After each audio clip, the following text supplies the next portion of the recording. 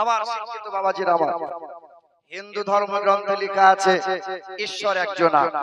কজনা? সৃষ্টিকর্তা একজনা। আমাদের মালিক কয়জনা? একজন। কিন্তু ওরা বিশ্বাস করে না, গ্রন্থ লেখা আছে একজনা, আর ওরা বিশ্বাস করে আকাশের মালিক একজনা, জমিনের মালিক আর একজনা, রুজির মালিক আর একজনা, বিদ্যার মালিক আর একজনা, লোহা লক্করের মালিক আর একজনা। হ্যাঁ, এটাই ওদের ধারণা, ওদের বিশ্বাস যে বিদ্যা দেয় সরস্বতী, রুজি দেয় লক্ষ্মী, আর লোহা লক্করের মালিক হলো বিশ্বকর্মা। কিন্তু বেদে লেখা আছে অন্যরকম।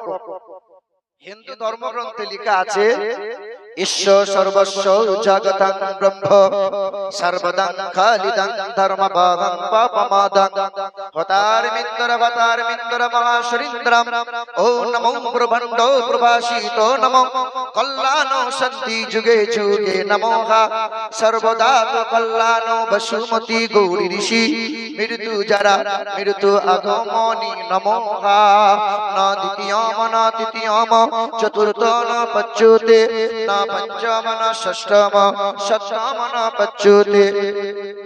বেদে লেখা আছে তিনি হবেন বিশ্ব ব্রহ্মাণ্ডের মালিক, তিনি হবেন একজনা, তিনি হবেন নীল গগনের মালিক, তিনি হবেন বিদ্যার মালিক, তিনি হবেন রুজির মালিক, তিনি হবেন জান্নাত ও জাহান্নামের মালিক, তিনি হবেন হায়াত ও মওতের মালিক, যার মৃত্যু নামক বস্তু কোনোদিন কখনো তারে ছুঁইতে পারে না।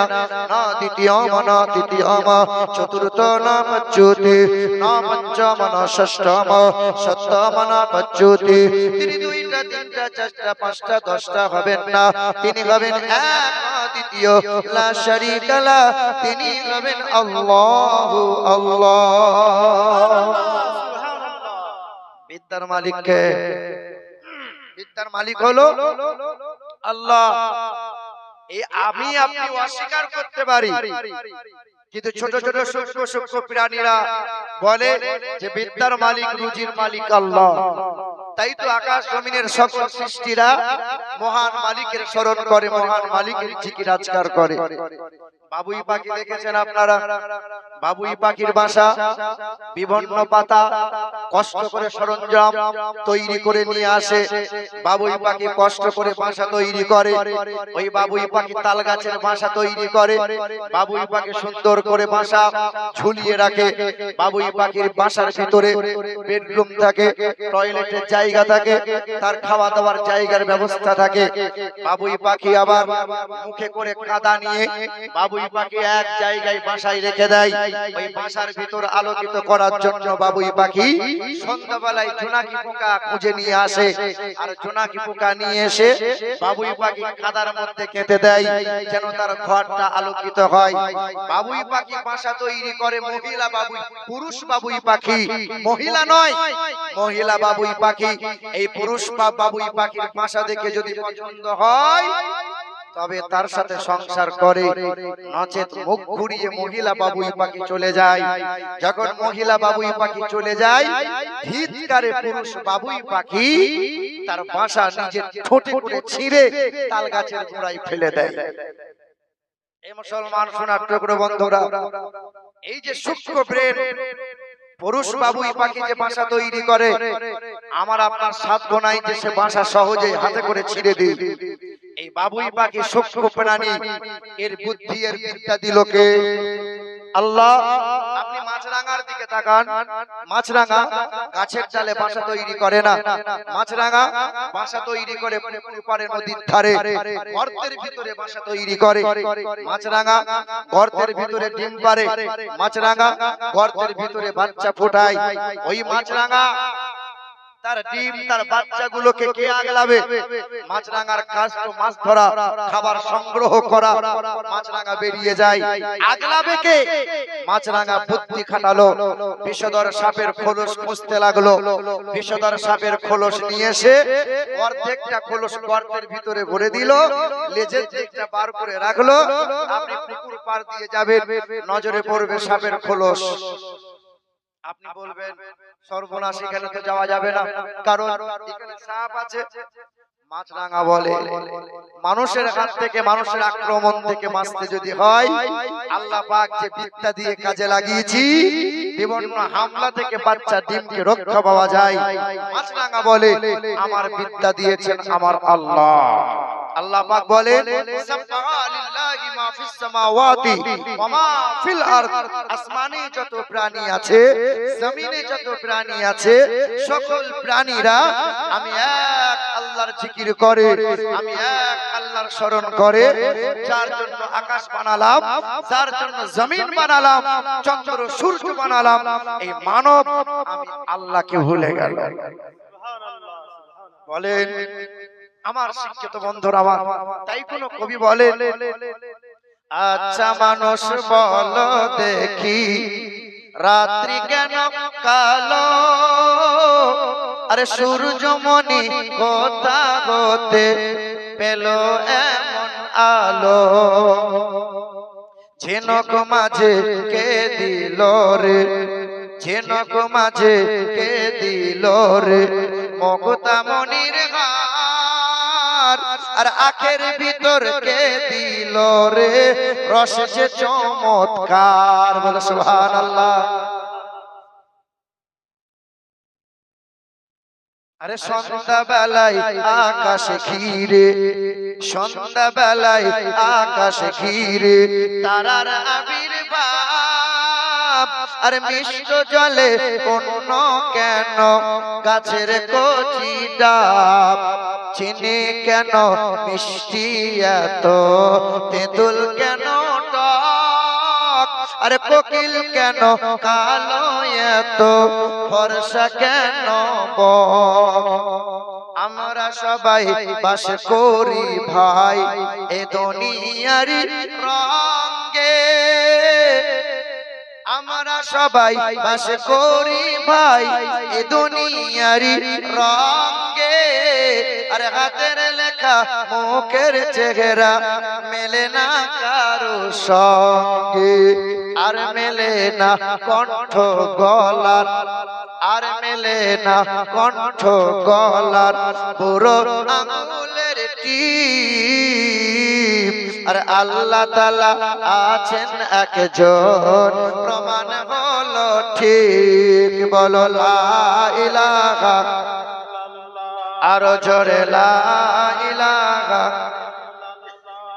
লা ইলাহা মুহাম্মাদুর রাসূলুল্লাহ। আল্লাহ সাল্লাল্লাহু সাইয়্যিদানা মাওলানা মুহাম্মদ ওয়া আলা আলি সাইয়্যিদিনা,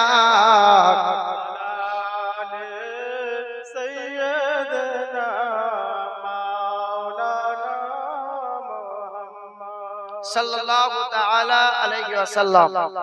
সমস্ত প্রশংসার মালিক হলেন আল্লাহ, তাই সকলে মুক্ত কণ্ঠে উচ্চ স্বরে আওয়াজ করে বলি আলহামদুলিল্লাহি রাব্বিল আলামিন।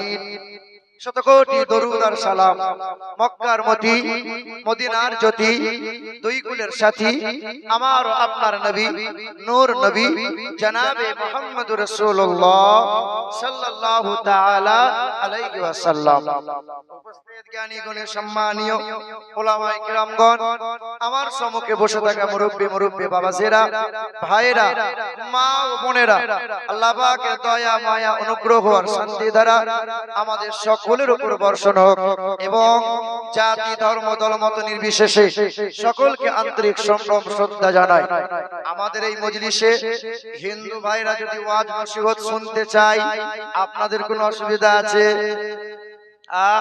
হিন্দু, মুসলমান, খ্রিস্টান, বৈধ, জৈন, সাঁওতাল, আদিবাসী, মুখার্জি, ব্যানার্জি, জমিদার, মজুমদার, তালুকদার, হালদার, মাস্টার, ব্যারিস্টার, উকিল, প্রফেসর, এ দলের ও দলের तमाम দলমতের মানুষ আমাদের ধর্মসভার পবিত্র বাণী শ্রবণ করতে পারে, আমাদের কোনো রকমের অসুবিধা নাই।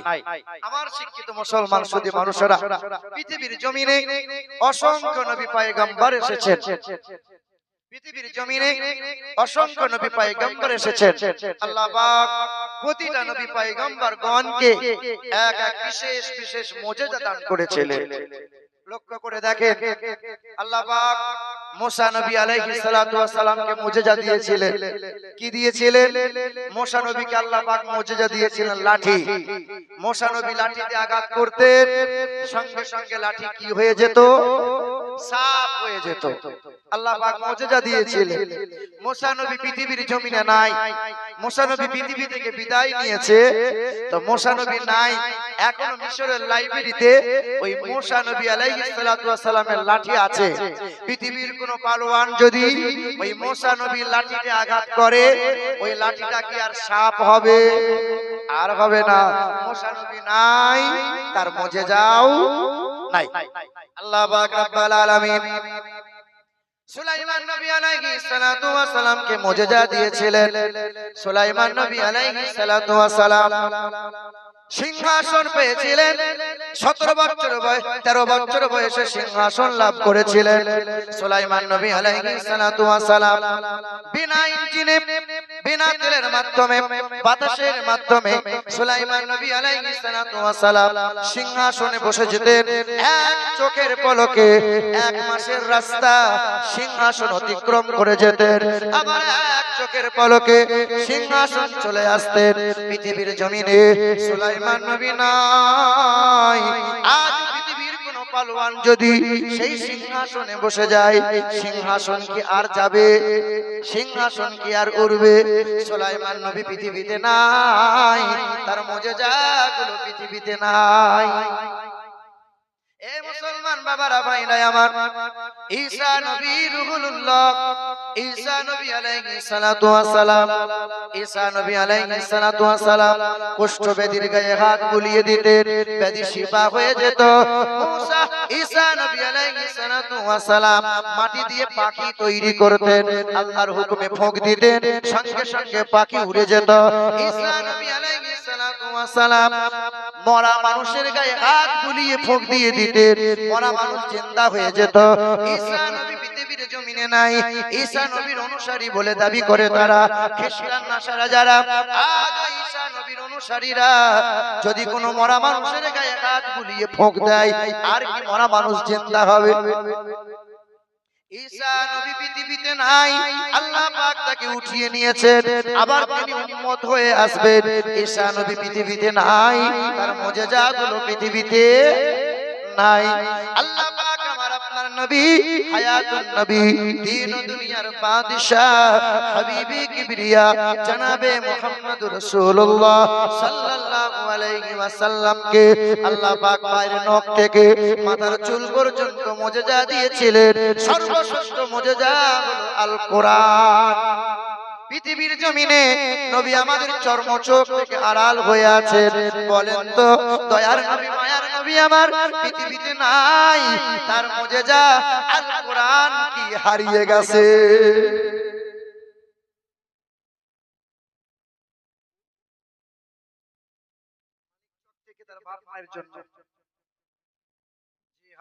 আল্লাহ পাক তার দানকে কবুল করেন, আল্লাহ পাক তার খেতে কামারে বরকত দেন, মনের আশাকে আল্লাহ পূরণ করে দেন, আমিন। মুসলমান বাবারা ভাইরা আমার, ও সোনার চাঁদ বন্ধুরা আমার, শুধু মানুষেরা বলেন তো দেখি, পৃথিবীর চক্রান্তকারীরা তারা যদি চেষ্টা করে পৃথিবীর সব কোরআনগুলোকে এক কাছে জড়ো করে আগুনে জ্বালিয়ে দেব, কোরআন কি পৃথিবী থেকে হারিয়ে যাবে? হারিয়ে যাবে?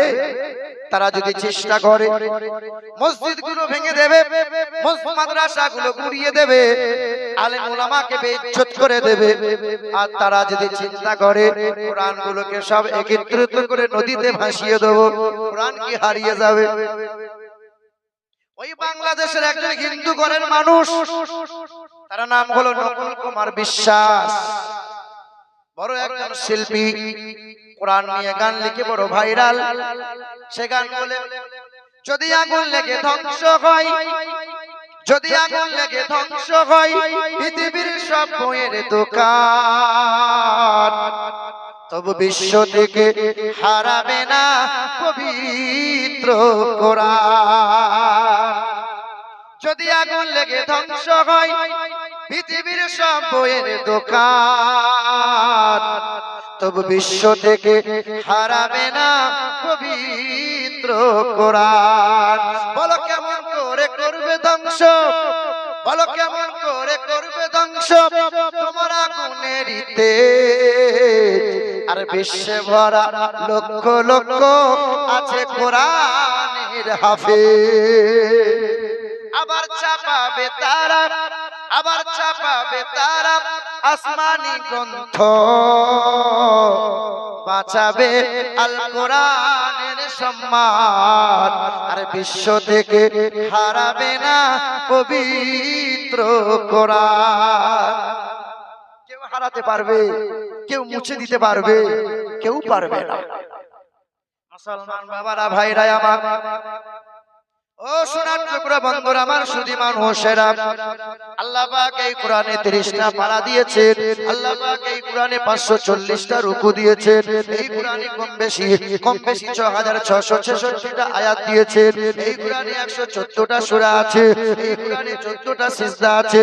এই কোরআনে 86430টা বাক্য আছে। এই কোরআনে 3,23,671টা অক্ষর আছে। আল্লাহ পাক এই কোরআনে কম বেশি 1200 বার আমার আপনার নবী হায়াতুন নবী জানাবে মুহাম্মদুর রাসূলুল্লাহ সাল্লাল্লাহু আলাইহি ওয়াসাল্লামের নাম নিয়ে গুণগান করে দিয়েছে। কতবার? 1200 বার। মুসলমান বাবারা ভাইরা আমার, হে সোনার টুকরো বন্ধুরা আমার, সুধী মানুষেরা, আল্লাহ পাক রব্বুল আলামিন এই কোরআনে সূরা দিয়েছেন। সূরার নাম হলো মৌমাছি। আল্লাহ পাক আরবিতে বলেছেন নাহাল, নাহালের বাংলা হলো মৌমাছি। আল্লাহ পাক বলেন ওয়া আওহা রাব্বুকা ইলান নাহলি আন ইত্তাখিযি মিনাল জিবাল বুয়ুতাও ওয়া মিনাশ শাজারি ওয়া মিম্মা ইয়ারিশুন সুম্মা কুলি মিন কুল্লিস সামারাত ফাসলুকি সুবুলা রাব্বিকি যুলালা ইয়াখরুজু মিন বুতুনিহা শারাবুম মুখতালিফুন আলওয়ানুহু ফীহি শিফাউল লিন্নাস। এ দুনিয়ার মানবেরা লক্ষ্য করে দেখো, আল্লাহ পাক বলেন মৌমাছিকে আমি হুকুম দিলাম, মৌমাছি তুমি ওই পাহাড়ের গায়ে ঘর বানাবে, মৌমাছি তুমি গাছের ডালে ঘর বানাবে, মৌমাছি তুমি বালাকার কান্নিসে ঘর ঝুলিয়ে রাখবে। আর আমি আল্লাহ পাকের জিকির যেন বন্ধ করবে না। এ দুনিয়ার মানুষেরা মৌমাছির দিকে তাকাও, মৌমাছি হারাম খাবার খায় না, মৌমাছি নাপাক জায়গায় বসে না। আর আল্লাহ পাক জানিয়ে দেয় শিফাউল লিন্নাস, আমি আল্লাহ পাক যাবতীয় রোগের ঔষধ রেখে দিয়েছি ওই মধুর ভিতরে। শিফাউল লিন্নাস, মানব জাতির জন্য শিফা। আল্লাহ পাক বলেন বান্দা, স্বভাব যদি তৈরি করতে হয় মৌমাছির মতো স্বভাব তৈরি করো, গুয়ে মাছির মতো নয়। গুয়ে মাছি চেনেন? গুয়ে মাছির স্বভাব হলো মিষ্টির হাঁড়িতে বসা, কখনো সুযোগ পেলে আপনার শরীরেও বসবে, আবার কখনো পায়খানাতেও বসে। এটা গুয়ে মাছির স্বভাব। মৌমাছির স্বভাব তা নয়। কিছু কিছু মুসলমান নামাজ পড়ে, সুদের কারবারও করে, নামাজ পড়ে আর জমির আল কেটে কেটে 2 কাঠা জমি 6 কাঠা করে। কিছু কিছু নামাজি মুসলমান আছে মসজিদ থেকে বেরিয়ে পড়ে নিন্দাও করে, সামনে গিয়ে বলে হুজুর আপনার মতো হুজুর হয় না, আবার পিছনে গিয়ে বলে মাল হুজুর লয় রে, মাল খেজুর। এরকম লোক নাই বুঝি? আল্লাহ পাক রব্বুল আলামিন বলেন বান্দা, স্বভাব তৈরি করো মৌমাছির নাই। মৌমাছি পায়খানায় বসে না, মৌমাছি নাপাক জায়গায় বসে না, মৌমাছি হারাম খাবার খায় না। বান্দা তুমি তো মৌমাছির মতো স্বভাব তৈরি করবে, তুমি গুয়ে মাছির মতো স্বভাব কেন বানিয়ে নিবে?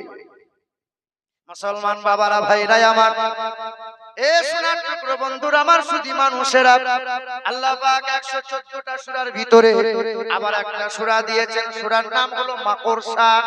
কি নাম? মাকড়সা।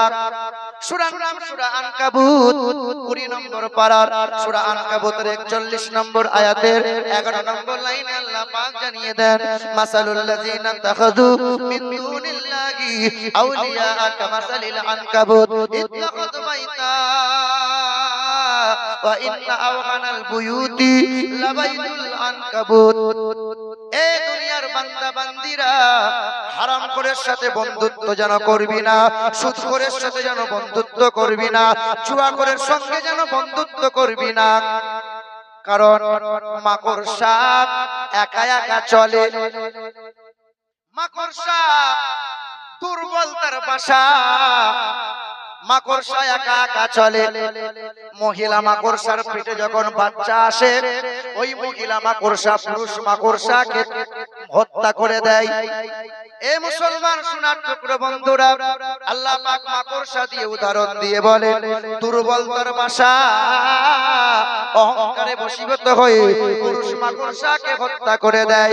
এ মুসলমান সোনার টুকরো বন্ধুরা, তুমি মানব, তুমি বড় দুর্বল, তোমার বাসার মায়ায় পড়ো না, তোমার ঘরের মায়ায় পড়ে যে আল্লাহকে ভুলে যেও না, জমি জায়গায় মায়ায় পড়ে গিয়ে আল্লাহ রাসূলকে ভুলে যেও না। হারামখোরের সঙ্গে উঠা বসা করবে, বিপদে পড়লে হারামখোর তোমার সঙ্গ দেবে না। মুসলমান, আল্লাহ পাক বলেন, মাকড়সার দিকে লক্ষ্য করে দেখো আর জীবনটাকে সুন্দর বানিয়ে নাও। আমার আল্লাহ পাক পবিত্র কোরআনে আবার একটা সূরা দিয়েছেন, সূরার নাম হলো সূরা নামাল। নামাল মানে পিপীলিকা। আল্লাহ পাক রব্বুল আলামিন জানাই, দুনিয়ার মানুষেরা কিন্তু মাকড়সা আল্লাহর জিকির করে, পিপীলিকা আল্লাহর জিকির করে, মৌমাছি আল্লাহর জিকির করে। পৃথিবীর জমিনে যত যা কিছু দেখতে পাও, সবাই এক আল্লাহর জিকির করে, নবীর প্রতি দরুদ পড়ে, আর মানুষ শুধু ফাঁকি মারে। আমরা ফাঁকি মারি, ফাঁকি।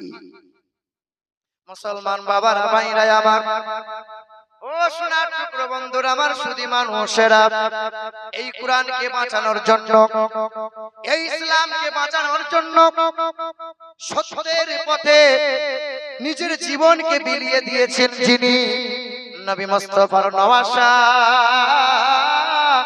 ইমামে হুসাইন তিনি। আর নবী বদরের ময়দানে গিয়েছেন ইসলাম প্রচারের জন্য, উহুদের ময়দানে গিয়েছিলেন ইসলাম প্রচারের জন্য, তাবুকের ময়দানে গিয়েছিলেন ইসলাম প্রচারের জন্য। কিন্তু নবী মুস্তাফার নওয়াসা ইমামে হুসাইন রাদিয়াল্লাহু তাআলা আনহু কারবালার ময়দানে গেলেন ইসলামকে বাঁচানোর জন্য। এজিদ চেয়েছিল তুমি আমার হাতে হাত দিয়ে বায়াত হও, মানে মুরিদ হও, মুরিদ। আমাদের সমাজ যেমন পীর মুরিদি চলে, ঠিক না ভুল বলেন? তবে সত্য কথা বলে দিয়ে যাই, শোনেন, 100-র মধ্যে 95টা পীর নামে ভণ্ড। হ্যাঁ, ইমাম হুসাইন রাদিয়াল্লাহু তাআলা আনহু তিনি যুদ্ধ করতে যান নাই। তিনি যুদ্ধের জন্য তিনি যদি রওনা দিতেন তো হাজার হাজার মিলিটারি ফোর্সকে সঙ্গে নিয়ে যেতেন। ইমাম হুসাইন নিজের পরিবারের 17 জনকে নিয়েছিলেন, আর সাথী সঙ্গে সহচর নিয়ে কম বেশি 82 জন তিনি কারবালার দিকে গিয়েছিলেন। তিনি গিয়েছিলেন ইসলাম স্থায়ীভাবে ইসলামকে দাঁড় করানোর জন্য, ইসলামকে বাঁচানোর জন্য, হারামের বিরুদ্ধে লড়াইয়ের জন্য। হারাম, আজকে আমরা যারা ওয়াজ করি শুধু একটা এজিদের বিরুদ্ধে আমরা কথা বলি, একজন এজিদের বিরুদ্ধে আমরা কথা বলি, কিন্তু হাজার হাজার এজিদের উত্তরসূরি আপনার গ্রামে, আপনার মহল্লায়। ইমাম হুসাইন মদখোরের বিরুদ্ধে লড়েছিলেন, ইমাম হুসাইন বেনামাজির বিরুদ্ধে উচ্চ স্বরে আঙুল তুলেছিলেন। ইমাম হুসাইন রাদিয়াল্লাহু তাআলা আনহু হারামখোর, জুয়াখোর, মাতালদের বিরুদ্ধে ইমাম হুসাইন বলেছিলেন, না, নবী মুস্তাফার শরীয়তকে নিয়ে যে খণ্ড বিখণ্ড করে, নবী মুস্তাফার শরীয়তকে নিয়ে যে ছিনিমিনি খেলে, আমি ইমামে হুসাইন তাকে মেনে নিতে পারবো না। আর নবী মুস্তাফার নওয়াসার মহব্বতে মুহররম মাসে আমরা হাই হোসেন করি, আবার বোতল বোতল অনেক মুসলমান বলে দাবিদার পানও করি, হাই হোসেনও করি, আবার বেনামাজি হয়ে সুদের কারবার করে জীবনকে অতিবাহিত করি না। এটা ইমাম পাকের আদর্শ নয়, এই আদর্শ ছিল এজিদের আদর্শ। কি জানেন, ইমাম হাসান কে হুসাইন আল্লাহ রাসূল সাল্লাল্লাহু আলাইহি ওয়াসাল্লামের দুই নওয়াসা ইমামে হাসান ইমামে হুসাইন বারবার নবী মুস্তাফা ইমাম হাসান ইমাম হুসাইন রাদিয়াল্লাহু তাআলা আনহুর চেহারায় নাক লাগিয়ে বারবার শোকেন বারবার চুমা দেন, একবার ঠোঁটে চুমা দেন, কপালে চুমা দেন, বুকে চুমা দেন, পিঠে চুমা দেন। সাহাবায়ে কিরাম অবাক নয়নে তাকিয়ে দেখেন, ইয়া রাসূলুল্লাহ নানা নাতিকে চুমা দেয় এটা তো আমরা জানি, কিন্তু নানা নাতির চেহারা বারবার নাক লাগিয়ে শোকে এটা তো দেখি নাই, এটা তো জানা হয় নাই। আল্লাহ রাসূল আমার বলেন, আমি যেমন ঠোঁট দিয়ে হাসান হুসাইনের চেহারা চুমা দিচ্ছি, আমি তেমন নাক লাগিয়ে হাসান হুসাইনের চেহারা শোকতেছি। জানো নাকি ইন্নাল হাসান আল হুসাইন সাইয়্যিদুশ শাবাবি আহলিল জান্নাহ, আমার হাসান হুসাইন হলো জান্নাতের সরদার, জান্নাতের যুবকদের সরদার। তাই পৃথিবীর জমিনে জান্নাতি খুশবুটা হাসান হুসাইনের চেহারা দিয়ে আমি পাই। বারবার নাক লাগিয়ে হাসান হুসাইনের চেহারা আমি বারবার শুনতেছি, বলে সুবহানাল্লাহ। বারবার হাসান হুসাইনের চেহারা নাক লাগিয়ে শুনতেছি। এ মুসলমান সোনার টুকরো বন্ধুরা আমার, এ বাবাজিরা ভাইরা আমার, সোনার চাঁদ বন্ধুরা আমার, সুধী মানুষেরা, কে হাসান কে হুসাইন, দয়ার নবী মায়ার নবী আমার 3 দিন মদিনা শরীফে নাই, মদিনার মসজিদে রাসূল আমার নাই, মহল্লাতেও নাই, ঘরে নাই। দয়ার রাসূলকে খুঁজে খুঁজে পাওয়া যায় না, বাজারের দিকে যায় নবী মুস্তাফাকে পাওয়া যায় না। আপনার দয়ার নবী মায়ার নবী মসজিদে আসে না। একদিন চলে গেল, দ্বিতীয় দিন পার হয়ে যায়, তৃতীয় দিন চলে যায়। আম্মা জান ফাতেমার ঘরে খবর নিয়ে হয়। আম্মা জান বলে, না না, আব্বা হুজুর আমার ঘরে আসে নাই। আম্মা জান আয়েশাকে জিজ্ঞাসা করা হয়। আম্মা জান আয়েশা বলেন, আমার ঘরে রাসূলুল্লাহ 3 দিন আসেন নাই। সাহাবায়ে কেরামরা বিচলিত হয়ে গেলেন, অস্থিরতা বেড়ে গেল, চঞ্চলতা বেড়ে গেল। গলিতে গলিতে মদিনার বাজারে খুঁজতে লাগে, নবী নাই, নবী নাই, নবী আমার কোথায় যায়? আল্লাহ রাসূলকে খোঁজার জন্য সাহাবায়ে কেরামরা মদিনা থেকে বার হয়ে গেলেন। আবু বকর যায়, ওমর ফারুক যায়, মাওলানা আলী যায়, তালহা রাদিয়াল্লাহু তাআলা আনহু একদিকে যায়, আবু বকর হযরতে ওমর খুঁজতে খুঁজতে যায়। দূর যেন দেখা যায় মদিনার এক শহরের বাইরে যেন এক সবুজ ঘাসের ময়দান, চারিদিকে বাবলা বাগান। একটা যুবককে লক্ষ্য করে দেখা যায়, ছুটে গিয়ে দেখে যুবকটা কালো কাদাকার চেহারা নিয়ে তোমরা ছাগল চড়ায়।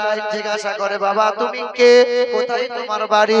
যুবকটা বলে, হাবশী দেশে বাড়ি, মদিনার এক ধনীর বাড়িতে আমি কাজ করি, আমি তার ছাগল তোমরা চড়াই। আবু বকর জিজ্ঞাসা করেন, ও বাবা তুমি কি দয়ার নবী মায়ার রাসূলকে দেখেছো?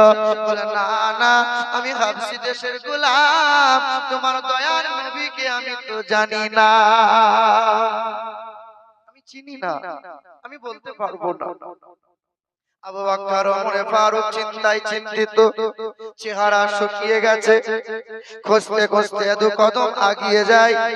ওই কালো কাদাকার হাবশী দেশের গোলাম তখন ডাক দিয়ে বলে, শোনেন শোনেন, তবে একটা মানুষের পরিচয় আমি দিতে পারি, একটা মানুষের ঠিকানায় আপনাকে দিতে পারি, যার কান্নার কারণে আমার দুম্বাগুলো ছাগলগুলো 3 দিন ধরে ঘাস খাওয়া বন্ধ করে দিয়েছে, যার চোখের পানি কান্নার কারণে দুম্বাগুলো ছাগলগুলো আর মদিনার দিকে মুখ ফিরিয়ে যায় না, বাড়িও যায় না।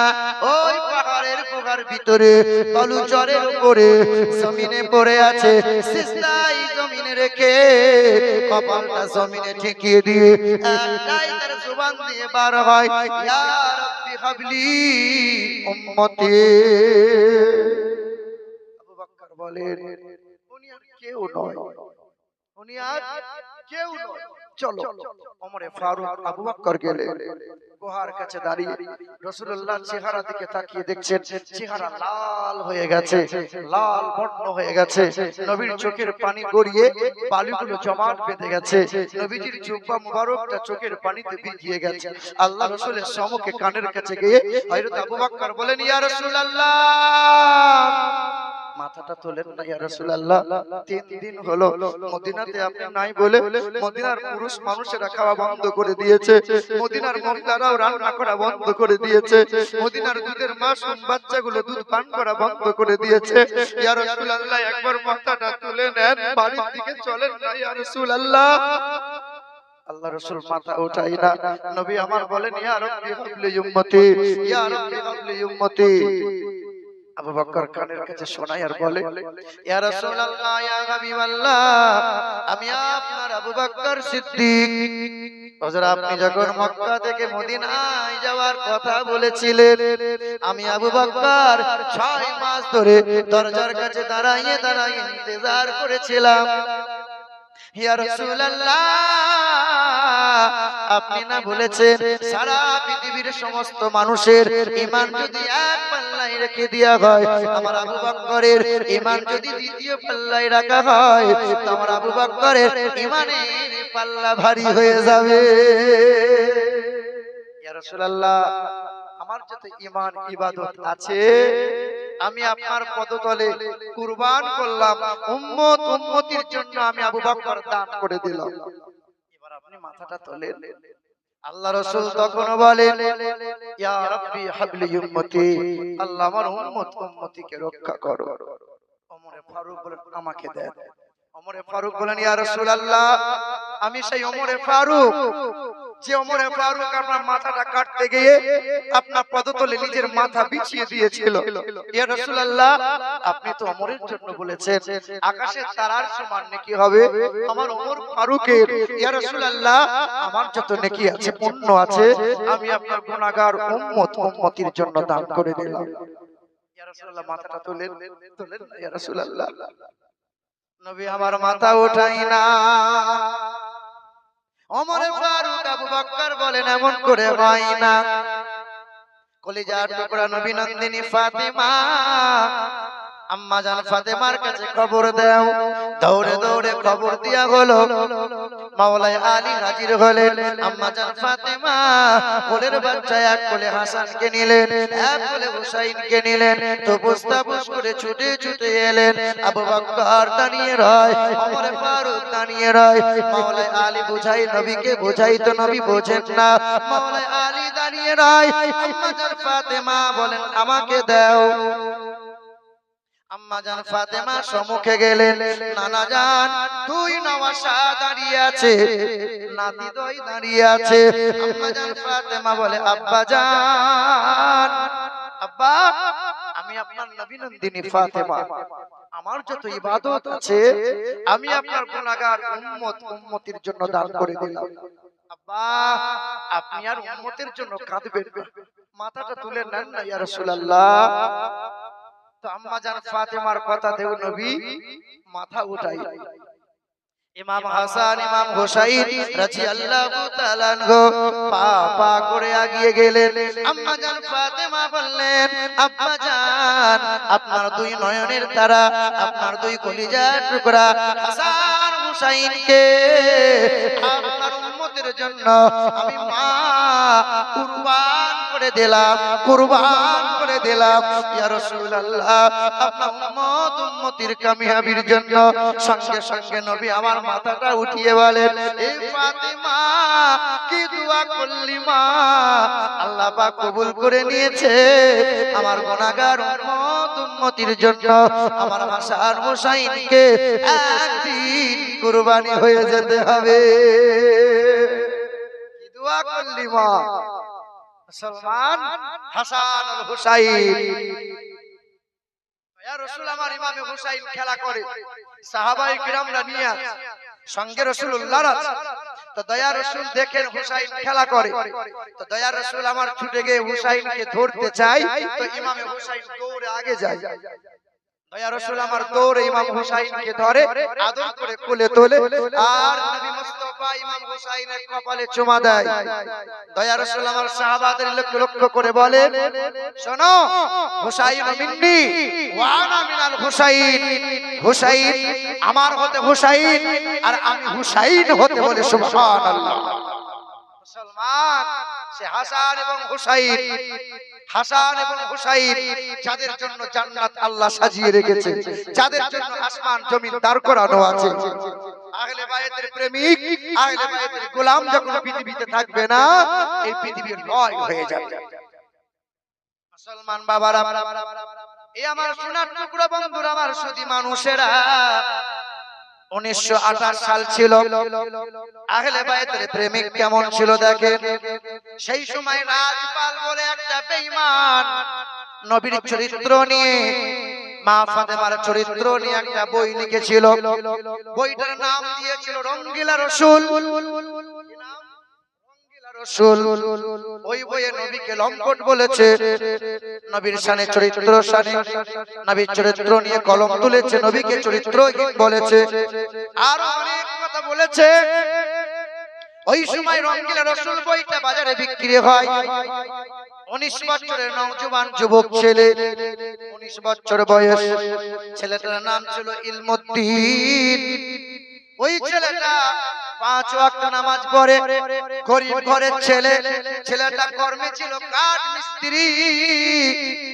ওই গরিব ঘরের ছেলে যখন বাজারে যায়, বইটা যখন বিক্রি হয় রঙ্গিলা রসুল অর্থের বিনিময়ে বইটা কিনে নিয়ে এলেন। বাড়িতে বইটা খোলে, বারবার দেখে আর ঝরঝর করে কান্না করে। নবী মুস্তাফার চরিত্র নিয়ে কথা বলে, বাপ মাকে যদি কেউ গালমন্দ করে সহ্য করে নেব, বংশ যদি কেউ গালমন্দ করে সহ্য করে নিয়ে যায়, কিন্তু যিনি আমাদের ঈমান, যিনি আমাদের প্রাণ, তার চরিত্র নিয়ে কথা বললে পৃথিবীর জমিনে বেঁচে থাকার তার কোনো অধিকার নাই। আইজুল নামে 500 টাকা দিয়েছেন। আরে ছেলে মেয়ে আল্লাহ ওয়ালা দিও তাহাদের ঘরেতে, আর বড়ই খুশিতে রেখো আল্লাহ দানে রশিলাতে। আরে চলে গেছে পিতা মাতা কবরেতে যারা, আর জান্নাতি বিছানা খোদা পাই যেন তারা। আমিন আমিন আল্লাহ আমিন আমিন। আর দানকারীর দানকে কবুল করো রব্বুল আলামিন। নবীর চরিত্র নিয়ে কথা বলে, পৃথিবীর জমিনে বেঁচে থাকার তাদের কোনো অধিকার নাই। 100 টাকা আল্লাহ পাক দানকে কবুল করে। মুসলমান বাবার আমার, 19 বছরের নওজোয়ান যুবক ছেলে, 19 বছরের নওজোয়ান যুবক ছেলে, এই ছেলেটা বড় একটা ভুজালি নিল, কাপড়ের মধ্যে লুকিয়ে নিল। ভুজালি নিয়ে চলে গেল রাজপালের বারাখানার সম্মুখে। রাজপাল বলে যেমন ডাক দেয়, রাজপাল পা পা করে সামনে হাজির হয়। শত মানুষের সামনে রাজপালকে হত্যা করে দেয়। হত্যা যেমন হয়ে গেল, ইলমুদ্দিন পালাই না, ইলমুদ্দিন দাঁড়িয়ে রয়। শত মানুষের সামনে পুলিশ এসে তাকে পাকড়াও করে নেয়, জেলেবন্দি হয়ে গেল। ইলমুদ্দিন জেলেবন্দি হয়ে গেল। আল্লামা ইকবাল সেই সময় হায়াতে ছিল। ইলমুদ্দিনকে জজ কোর্টে আদালতে দাঁড় করানো হলো। ইলমুদ্দিনকে জিজ্ঞাসা করা হয়, কেমনে হত্যা করলে বলো, কি কারণে হত্যা করলে বলো। চোখ রাঙিয়ে জবাব দিল, হ্যাঁ হ্যাঁ, স্বেচ্ছায় রাজপালকে হত্যা করেছে। নবীর দুশমন যারা, আহলে বায়তের দুশমন যারা, পৃথিবীর জমিনে বেঁচে থাকার তাদের কোনো অধিকার নাই। ইলমুদ্দিন বলে আমি স্বেচ্ছায় হত্যা করেছি। জজ ইলমুদ্দিনের বিরুদ্ধে কলম চালিয়ে দিল, মানে ফাঁসির অর্ডার দিয়ে দিল। সালটা ছিল 1928 সাল, অক্টোবর মাসের 31 তারিখ ছিল। ওই আল্লাহর বান্দা নওজোয়ান ইলমুদ্দিন, ইলমুদ্দিন নওজোয়ান যুবকটা ফাঁসির মঞ্চে দাঁড়িয়ে গেল।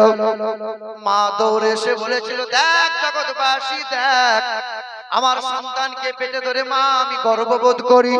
আমার সন্তান কোরআন নিয়ে জিন্দেগি কাটিয়েছিল, নবীর মহব্বত নিয়ে জিন্দেগি কাটিয়েছে। আমার সন্তান নবীজির মহব্বতে আজকে আল্লাহর জন্য আমি আমার সন্তানকে দান করে দিলাম। 19 বছরের নওজোয়ান যুবক ছেলেটা এলমুদ্দিন ফাঁসির মঞ্চে দাঁড়িয়ে গেল। এলমুদ্দিনের মাথায় কালো কাপড় দিয়ে ঢাকা দেয়া হলো, এলমুদ্দিনের গলায় দড়িতে ফাঁস দেয়া হলো। চাল্লা টাইম হয়ে গেল, এলমুদ্দিনের দড়ি টান দিয়ে দিল, এলমুদ্দিনের চেহারা চলে গেল, এলমুদ্দিনের ইন্তেকাল হয়ে গেল, এলমুদ্দিনের গোসল দেয়া হলো, এলমুদ্দিনের কাপড় পরানো হলো, এলমুদ্দিনের চেহারায় খুশবু লাগানো হয়, এলমুদ্দিনের চেহারায় কপুর লাগানো হয়, এলমুদ্দিনের চোখে সুরমা লাগানো হয়, এলমুদ্দিনের জানাজা হয়ে গেল। হাজার হাজার মুসলমানেরা ঝরঝর করে কান্না করেছিল। আজ ইসলামকে, আজ মুসলমানদের ঈমান বাঁচিয়ে দিয়ে এই আপনার ইলমুদ্দিন পৃথিবী থেকে বিদায় নিল। আল্লাহর বান্দা 19 বছরের নওজোয়ান যুবকটার জানাজা হয়ে গেল, কবরস্থ হয়ে গেল। 1 মাস চলে গেল, 2 মাস কেটে গেল, 3 মাস হয়ে গেল। সরকার অনুমোদন দিয়ে দিল, পুলিশ কবরের সামনে দাঁড়িয়ে গেল। কবরটা খনন করা হলো, কবরটাকে লাশ তোলা হবে, লাশ পোস্টমর্টম করা হবে। আল্লাহর কসম, ইতিহাস সাক্ষ্য দেয়, ইতিহাস সাক্ষ্য দেয় 3 মাস পরে কবর থেকে লাশ তোলা হয়। যেমনকার চেহারা ছিল 3 মাস পরে চেহারা তেমনই পাওয়া যায়। চামড়া খসে যায় নাই, লোমগুলো খসে পড়ে যায় নাই, নখগুলো খসে যায় নাই, চুলগুলো উঠে যায় নাই। আহলে বাইতের গোলাম যারা, নবীর প্রেমিক হয়ে মরবে যারা, তাদের দেহ পোকামা করে ছুঁইবে না, কাফনের কাপড় কখনো ময়লা হবে না। চিকিৎসা বিজ্ঞানটা বলে মানুষ যখন মারা যায়, সাধারণ মানুষ মারা গেলে 6 দিনে তার নখটা খসে যাবে, 9 দিনে তার চুলগুলো পড়ে যায়, 17 দিনে পেট তার ফেটে যায়, 60 দিনে মাংসগুলো সব শেষ হয়ে যায়, 60 দিনে শুধু হাড়গোড়গুলো চতুর্দিকে পড়ে থাকে। তাই কোন একজন কবি বলে 6 দিন পরে নখ খসে যাবে, 9 দিন পরে চুল, 6 দিন পরে নখ খসে যাবে, 9 দিন পরে চুল। আরে কবর কাগের সামান নিতে কইরো না কেউ ভুল, কবর জায়গা ভালো নয়, কবর জায়গা ভালো নয়। আমল দিয়ে কবর গৃহ সাজিয়ে নিতে হয়, কবর জায়গা ভালো নয়, কবর জায়গা ভালো নয়। 17 দিন পেটে পেটে শেষ, পোকার খাদ্য হবে, 60 দিন পরে গোশত থাকবে না, কঙ্কাল পড়ে রবে। 17 দিন পেটে পেটে শেষ, পোকার খাদ্য হবে, 60 দিন পরে গোশত থাকবে না, কঙ্কাল পড়ে রবে। 90 দিন হাড়গুলি সব, 90 দিন হাড়গুলি সব আলাদা হয়ে রয়, কবর জায়গা ভালো নয়, কবর জায়গা ভালো নয়। আমল দিয়ে কবর গৃহ সাজিয়ে নিতে হয়, কবর জায়গা ভালো নয়, কবর জায়গা ভালো নয়। আল্লাহ হুম্মা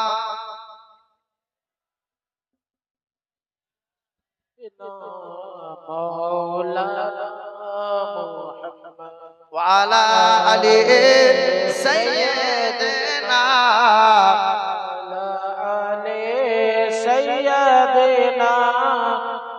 مولانا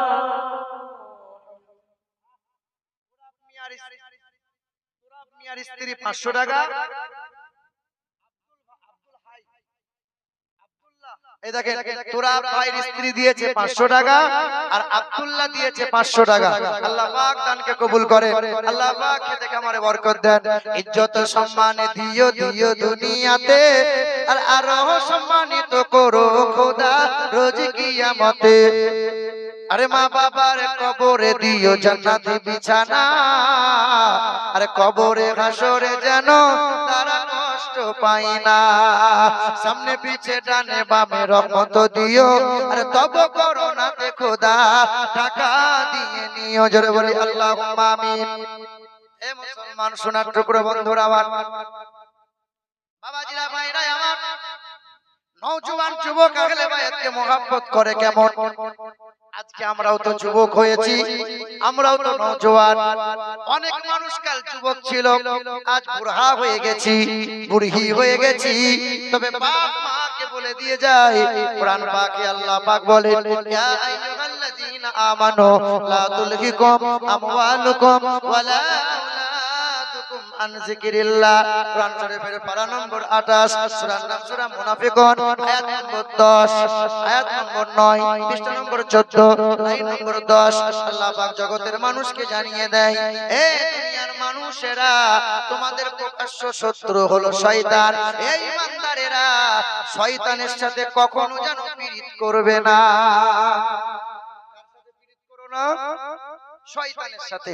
শয়তানকে দেখেছেন আপনারা? দেখেছেন আপনারা? ওই যে যে ছেলেটা মোবাইলে দিনরাত ফ্রি ফায়ার পাবজি গেম খেলে, ওই যে শয়তান, ওটা শয়তান। শয়তানকে যে ছেলেটা বলে নামাজ পড়ে কি হবে, আয় না একটু ওইদিকে যাই, ওইটাই তো শয়তান। আরে যে মেয়েটা পরপুরুষকে দেখানোর জন্য অঙ্গি ভঙ্গি করে রাস্তাঘাটে বেহায়ার মতো চলাফেরা করে, ওই তো শয়তান। আল্লাহ পাক বলে, আমওয়ালুকুম আলা আওলাদুকুম আন যিকরিল্লাহ। তোমাদের সম্পদ আর তোমাদের সন্তান, এই দুটো জিনিস যেন কখনো আমি আল্লাহর ইচ্ছার বাইরে চালাবে না। কোনদিন আমি আল্লাহর ইচ্ছার বাইরে চালাবে না। যদি আমি আল্লাহ পাকের ইচ্ছার বাইরে, আমার রাসূলুল্লাহ তরিকার বাইরে যদি পরিচালনা করে দাও, সব জায়গায় লাঞ্ছিত হবে, সব জায়গায় তোমাদের অপমানিত হতে হবে। এই মুসলমান বাবারা ভাইরা আমার, সোনার টুকরো বন্ধুরা আমার, সুধী মানুষেরা, এখানে ছোট্ট একটা আলোচনা করে দিই। আল্লাহ রাসূল আমার শিখিয়েছেন, তোমাদের শিশু বাচ্চাগুলোকে, তোমার নাতি পুতাগুলোকে সালাম দেওয়া শেখাও। যখন প্রবেশ করবে আল্লাহ পাক বলেন, ইয়া আইয়ুহাল্লাযীনা আমানু লা তাদখুলু বুয়ুতা গায়রা বুয়ুতিকুম। নিজের বাড়িতে যখন প্রবেশ করো তোমরা সালাম দাও, অন্যের বাড়িতে যখন প্রবেশ করবে তখন তোমরা সালাম দেবে।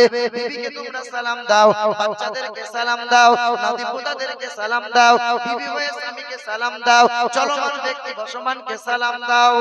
আল্লাহর নবী বলেন, সালামুন আলাইকুম তিবতুম ফাদখুলুহা খালিদিন। কোরআন পাকে আল্লাহ পাক 24 পারার 4 নম্বর পৃষ্ঠায় জানিয়ে দেন, সালামুন আলাইকুম তিবতুম ফাদখুলুহা খালিদিন।